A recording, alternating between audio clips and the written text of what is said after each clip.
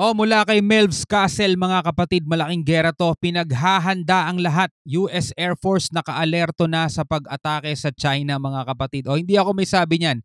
Binasa ko lang to mga tol ha. Yan ang title ha. Pinapakita ko sa inyo, binasa ko lang yan. Tayo magre-reaction lang at magbibigay tayo ng commentary. Samahan lang ninyong muli ako mga tol. Mula rito kay Melvs Castle. Kung bago ka pa lamang mga kapatid, huwag mong kalimutan mag-subscribe. Click mo na rin ang notification bell para ma-notify ka pag may mga bago tayong reaction video tulad nito. So wag na natin patagalin pa, panoorin na natin to mga tol. Bukas ang Chinang may pag-ayos sa Pilipinas. Inanunsyo yan ni spokesperson Mao Ning.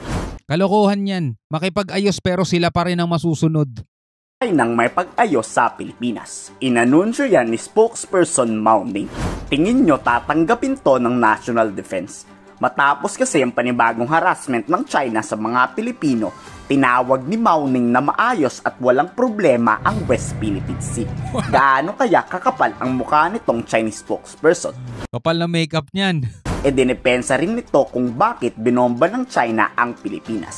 Dahil daw to sa pagmamatigas ng ating bansang pumasok sa kanilang teritoryo.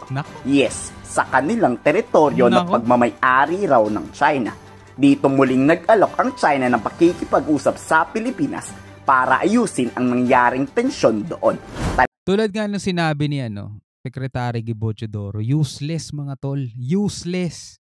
Diba? At kahit tayo mismo sinasabi nating useless yung pakikipag-usap sa kanila, pero kailangan natin makipag-usap kasi yun ang proper way diba? Para ma-resolve. Diba? Hindi tayo pwede magmatigas doon kasi para makita ng buong mundo, open naman tayo sa pakikipag-usap Yun nga lang, sino ang hindi tumutupad? Sino ang nagbabaliwala? No, wala nang question dyan mga tol. Ultimo pirma nila, binaliwala nila mga tol.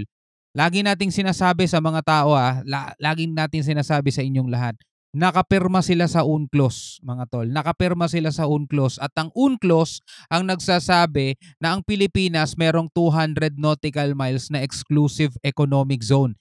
UNCLOS ang nagsabing hindi tinatanggap yung kanilang 9-dash line o 10-dash line na kanilang historical rights o historical claim dito sa South China Sea. Kabahagi na doon yung West Philippine Sea. Hindi tinanggap yan ng international law. Yung Court of Arbitral Ruling mga tol, yung sa tribunal, hindi rin nila tinanggap yan mga tol. Kaya talagang sobrang tigas na mukha nitong mga to. Talagang ang kapal ng mukha, diba? Oo. San kaya kumukuha at umuhugot ng lakas ng loob tong babae na to? Ng lakas ng loob tong babae na to. The situation in the South China Sea is generally stable. 当前南海局势总体是稳定的，中方在南海问题上的立场是一贯也是非常明确的。我们将继续致力于通过对话协商，同有关当事国妥善管控分。We will stay committed to properly handling disputes through dialogue and consultation with countries concerned.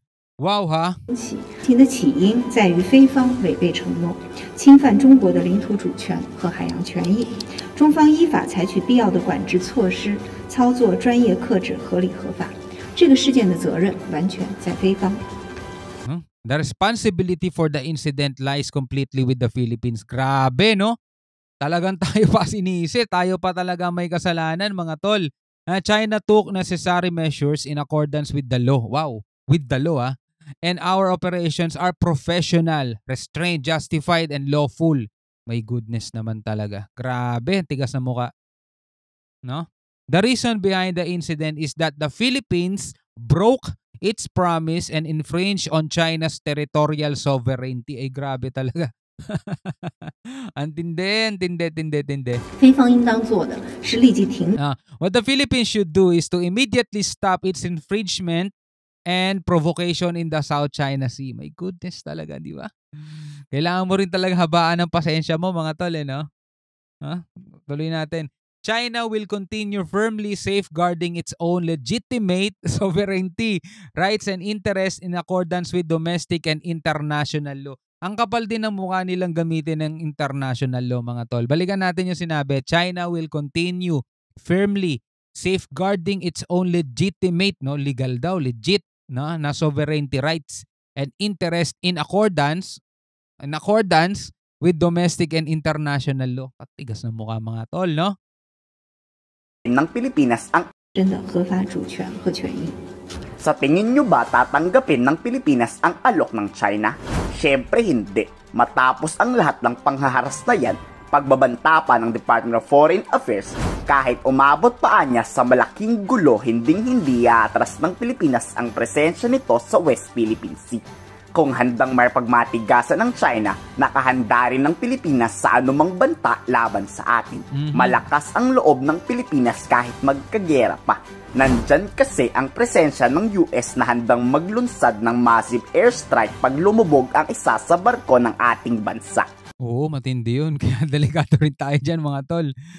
China, however, has made references to supposed agreements or arrangements out of these discussions. The Philippines has not entered into any agreement.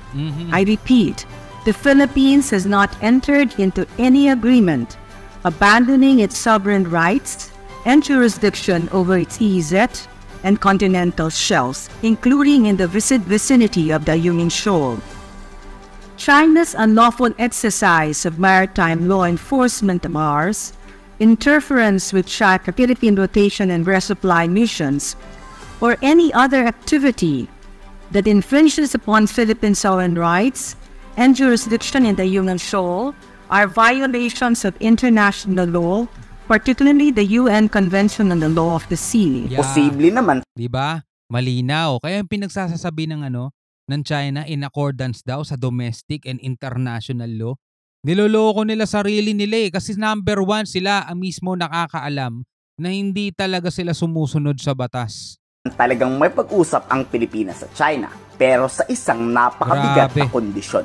Papaalisin muna ang lahat ng klaseng barko ng China. Chinese Navy warship, Chinese Coast Guard at Chinese Maritime Militia. Iaatras dapat lahat yan ng China pabalik sa kanilang bansa. Pero kung hindi papauwiin yan ng China, hindi rin titigil ang Pilipinas na protektahan to kahit gera pa ang kapalit.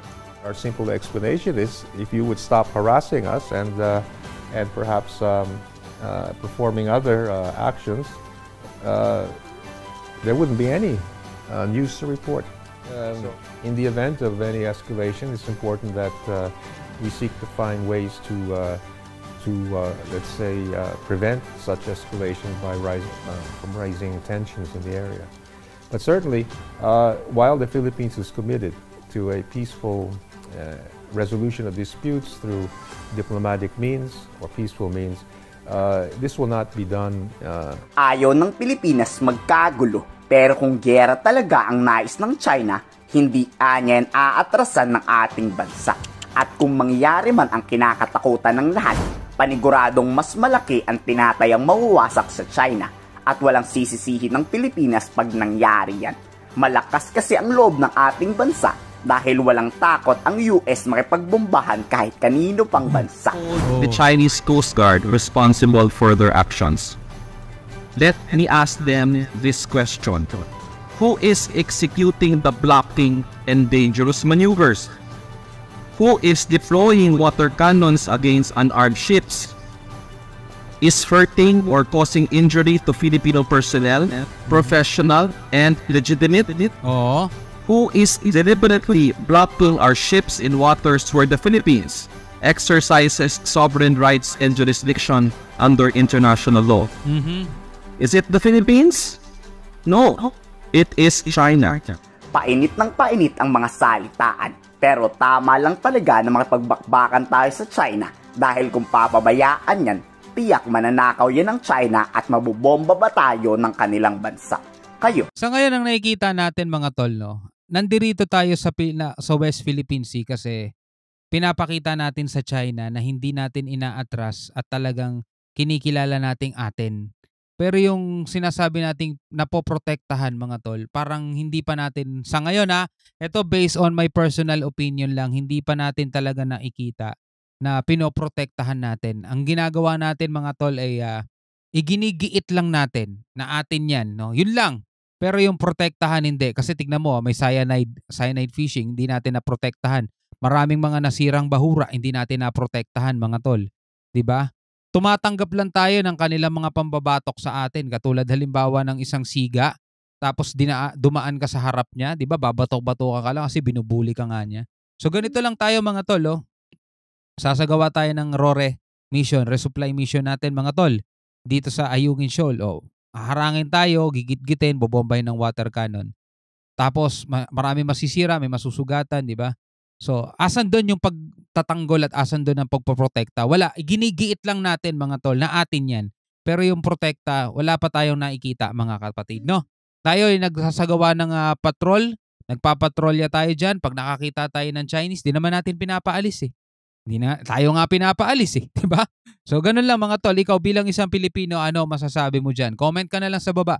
Hanggang sa muli, ako nga pala si Shobal D. Peace out.